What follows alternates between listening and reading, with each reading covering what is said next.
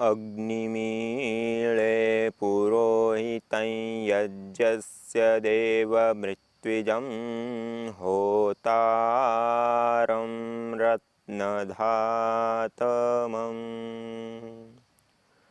सर्वरक्षक परमपिता परमात्मा को याद करते हुए, उनको कृतज्ञतापूर्वक प्रणाम करते हुए, जिन्होंने हम सब को यहाँ भेजा, हम सब के लिए अन्न, जल, वायु, प्रकाश इत्यादि की समस्त व्यवस्था करता है और उसके साथ साथ हमारे जीवन की दशा और दिशा को तय करने वाला जो हमारा ज्ञान होता है, उस ज्ञान की वृद्धि के लिए उन्होंने वेद रूपी ज्ञान को हमें प्रदान किया, वेद रूपी अमर ग्रंथों को हमें प्रदान किया।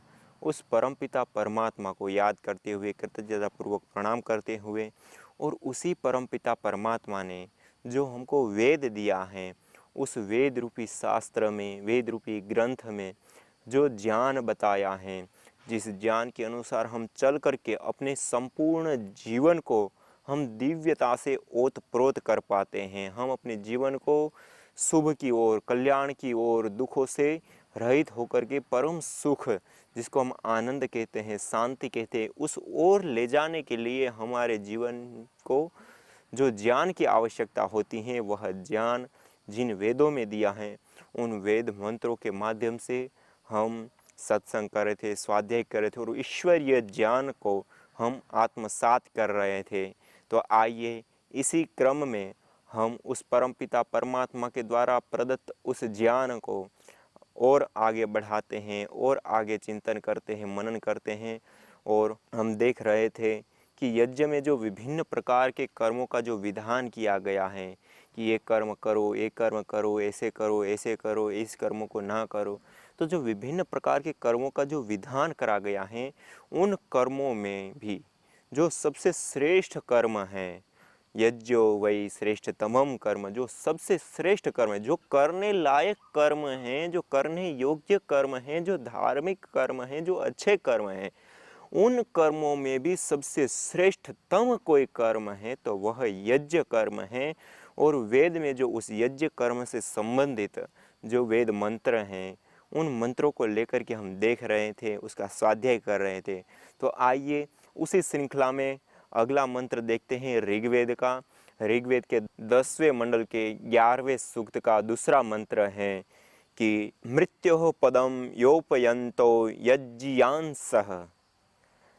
इस मंत्र के माध्यम से परमपिता परमात्मा कहते हैं कि हम अपने जीवन को निरोगी रखने के लिए, अपने शरीर को निरोगी रखने के लिए और सुख शांति की प्राप्ति के लिए, समृद्धि की प्राप्ति के लिए, आरोग्य की प्राप्ति के लिए हम यज्ञ किया करें।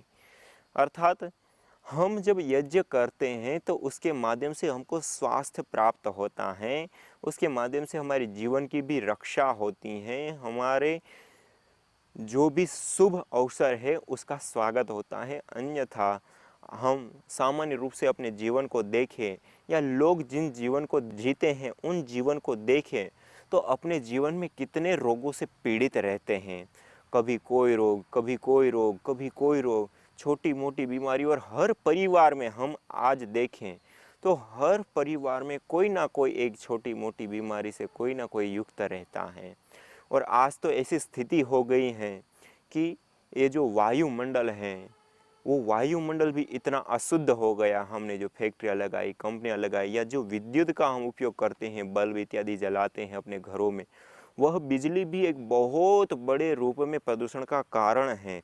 क्योंकि उस बिजली को प्राप्त करने के लिए बहुत बड़ी मात्रा में कोयला को जलाया जाता है और वह कोयला कार्बन डाइऑक्साइड जैसी जो हानिकारक गैसें होती है उनको वातावरण में फैलाता है। तो बिजली का उत्पादन, अर्थात हम जो बिजली का प्रयोग करते हैं उसके माध्यम से हम जिन वस्तुओं का, कपड़े से लेकर के जूते से लेकर के जो तमाम वस्तुओं का प्रयोग करते हैं, उन वस्तुओं का जो निर्माण होता है या ट्रांसपोर्टेशन जो सिस्टम होता है उसके माध्यम से जो प्रदूषण होता है। इससे अतिरिक्त जिन वाहनों का हम प्रयोग करते हैं, मोटरसाइकिल से लेकर के जो विभिन्न प्रकार के हम आवागमन के लिए वाहनों का प्रयोग करते हैं, उन वाहनों से लेकर के अन्य अन्य कई सारे प्रकार के ऐसे संसाधन हैं जिससे वायु प्रदूषण होता है। और इस वायु प्रदूषण की जो सीमा है वो आज हम पार कर चुके हैं और इतनी अधिक मात्रा में हम आज वायु प्रदूषण के शिकार बन चुके हैं कि आज भारत जैसे देश में 15 लाख लोग प्रति वर्ष मृत्यु के मुंह में समा जाते हैं, केवल एक कारण वायु प्रदूषण।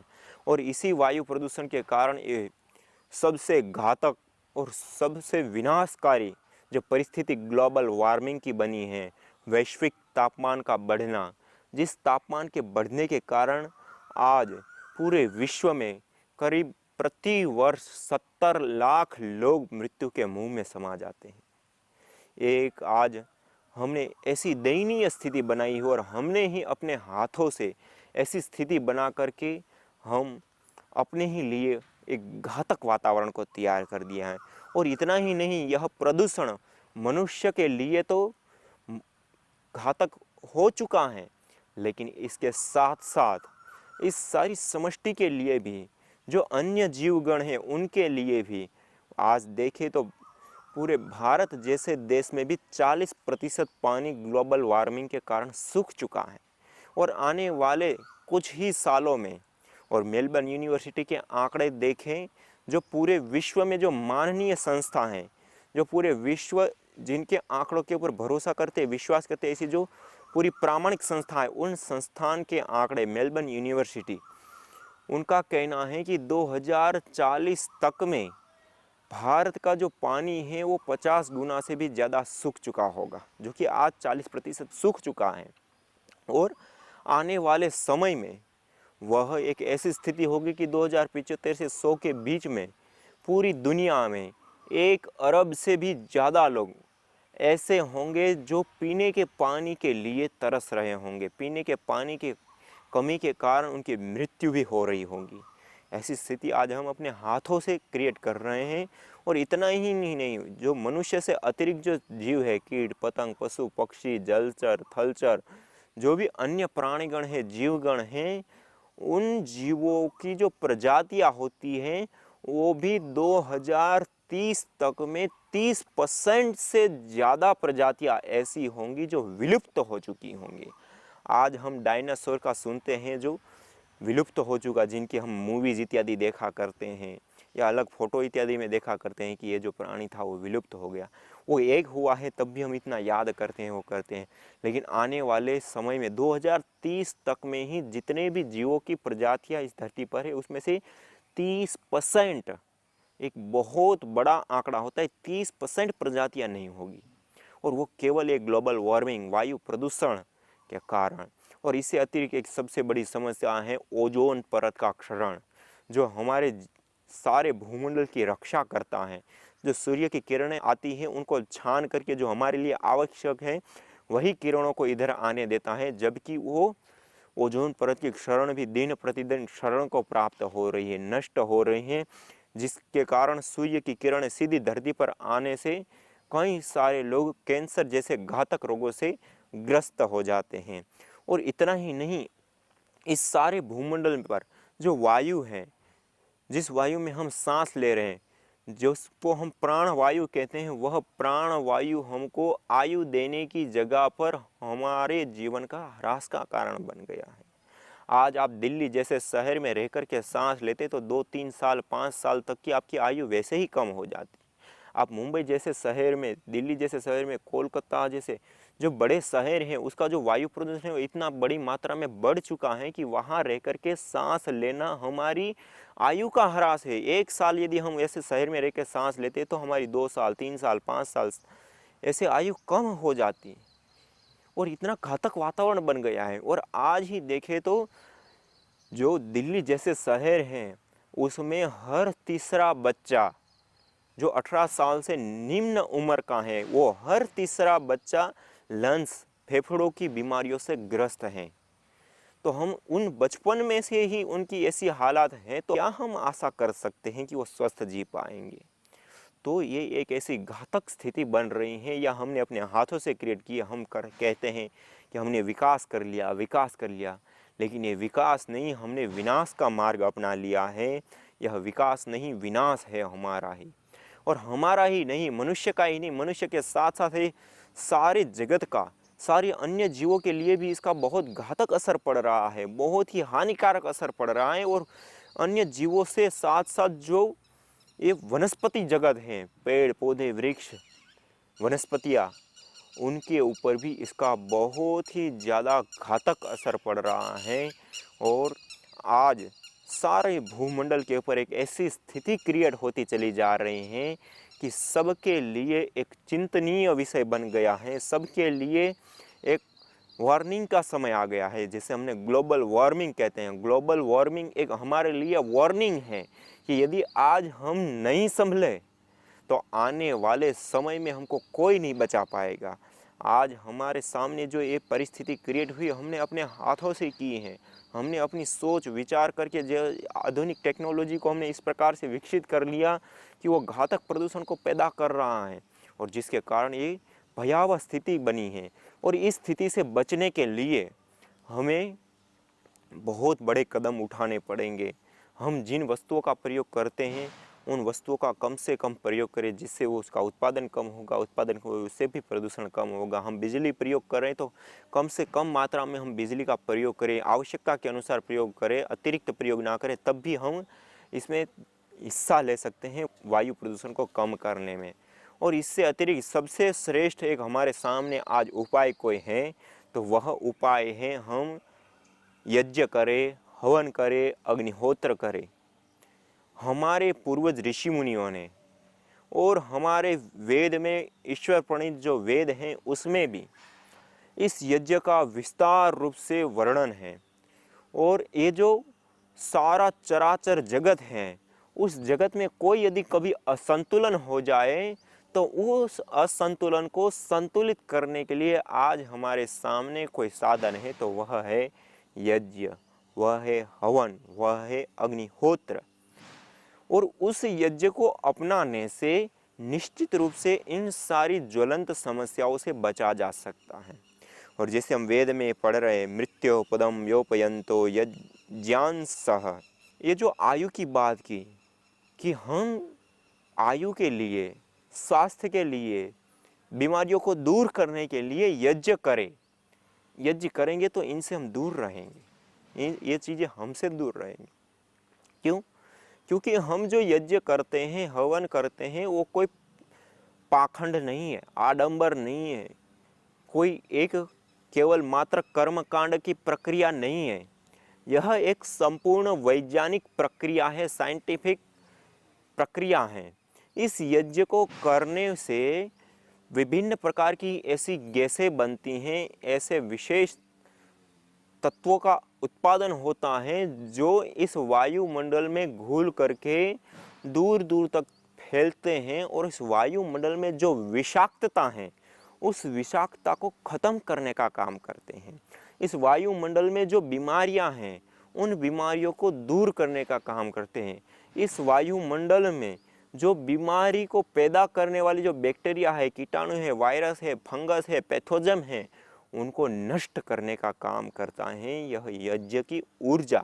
इसलिए इस वेद मंत्रों में जो कहा है वो सार्थक है, वो सत्य है। और आज वर्तमान में भी भारत सरकार के द्वारा स्वास्थ्य मंत्रालय के माध्यम से, ICMR के माध्यम से जो रिसर्च हुए, अनुसंधान हुए यज्ञ के ऊपर, उन अनुसंधानों से भी वह बात सामने आई कि हम यज्ञ करते हैं तो उस जगह पर कीटाणु, बैक्टीरिया, वायरस, फंगस, पैथोजन और यहाँ तक कि जो रेडिएशन होता है वो भी नष्ट हो जाता है, दूर हो जाता है, जिसके कारण वहाँ का जो वातावरण है पॉजिटिव और सात्विक वातावरण क्रिएट होता है। और उस वातावरण में रहने मात्र से हमारा तन स्वस्थ रहता है, हमारा मन सात्विक अवस्था में आता है। और इससे अतिरिक्त ये भी सारे अनुसंधान हो चुके हैं कि हम जो यज्ञ करते हैं, हवन करते हैं, उस यज्ञ हवन के माध्यम से जो ऊर्जाएं बन रही हैं, वो जब हम सांस के माध्यम से, नासिका के माध्यम से ग्रहण करते हैं तो हमारे जो माइंड से संबंधित जो थॉट्स हैं उसके ऊपर भी इसका पॉजिटिव प्रभाव पड़ते हैं। हमारी मस्तिष्क की जो कोशिकाएं हैं वो पुष्ट होती हैं, सारी जो हमारे शरीर का नर्वस सिस्टम है वो स्ट्रॉन्ग बनता है। और उसके साथ साथ जो भी हमारे शरीर की बीमारियां हैं, विशेष करके हमारे मस्तिष्क की जो बीमारियां होती है, सिर दर्द, माइग्रेन, डिप्रेशन, तनाव, भावनात्मक असंतुलन, चिड़चिड़ापन रहना, नींद ना आना, ये सारी जो समस्याएं रहती हैं, कई लोगों को मस्तिष्क से संबंधित कोई नस नाड़ियाँ जो होती है वो सूख जाती हैं, या फिर आँखों से संबंधित प्रॉब्लम हो जाती है, कानों से संबंधित प्रॉब्लम हो जाती है। इन सारी समस्याओं को दूर करने का काम यज्ञ की ऊर्जा करता है। हाँ, इतनी उत्तम ऊर्जा, इतनी श्रेष्ठ ऊर्जा होती है कि उस ऊर्जा में रह करके, यज्ञ करके उस ऊर्जा में रह करके सांस लेने मात्र से ये सारे रोग दूर हो जाते हैं। और यहाँ तक कि ऐसे ऐसे रोग दूर होते हैं जिसको हम असाध्य कोटि के रोग कहते हैं, जैसे कैंसर। कैंसर का सामान्य इलाज रेडियोज, कीमो इत्यादि थेरेपियाँ होती हैं, इम्यूनोथेरेपी अभी नहीं आई। जो ये थेरेपियाँ होती हैं उसके माध्यम से जब चिकित्सा की जाती है तो उसका 10% रिजल्ट होता है। 10% मानी कुछ रिजल्ट ही नहीं कहा जा सकता। क्यों? 100 लोगों के ऊपर उसका प्रयोग करें तो 10 लोगों की संभावना है कि वो बच पाए। ये कोई थोड़ी इलाज हुआ। लेकिन जब 3rd स्टेज में, 4th स्टेज में वो भी केस चला जाता है, उसके बाद उसकी कोई संभावना ही नहीं वो भी कि वो बच सके। मानी एक तो घातक ऐसा रोग, और दूसरा दवाइयाँ भी कोई काम नहीं करती। उस समय में हमने यज्ञ का प्रयोग किया उन लोगों के ऊपर, तो यज्ञ करके फिर वहाँ पे उनको रहने के लिए कहा, उस कमरे में रहने के लिए कहा, उस कमरे में उनको सांस लेने के लिए कहा, उस कमरे में वो भस्त्रिका लंबा गहरा सांस ले छोड़े या फिर अनुलोम विलोम कर ले, मानी कैसे भी करके इस सांस को अधिक मात्रा में ग्रहण करना है उस ऊर्जा को।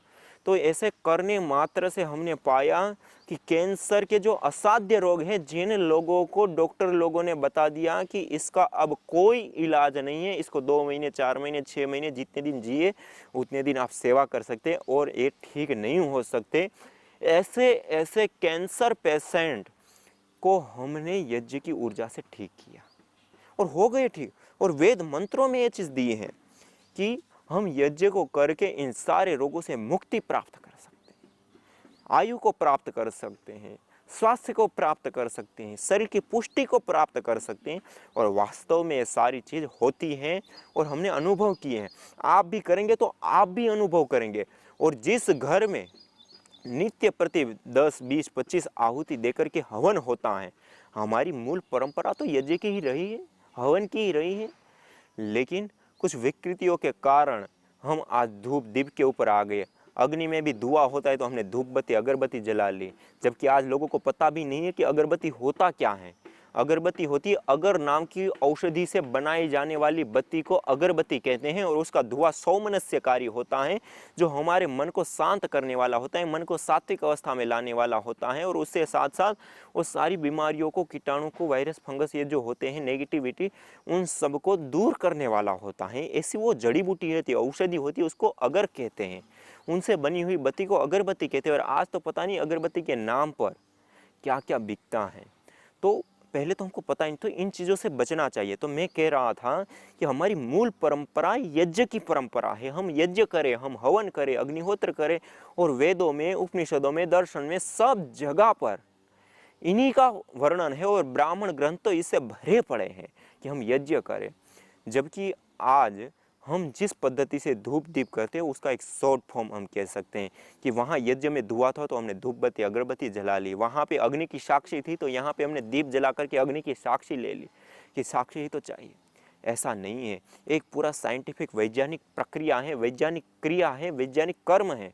उसको हम करेंगे तो निश्चित रूप से इसके सैकड़ों लाभ हैं, हजारों लाभ हैं। इसलिए वेद में भी कहा है कि ये जो यज्ञ है वो सहस्रों लाभ देने वाला है, हजारों लाभ देने वाला है।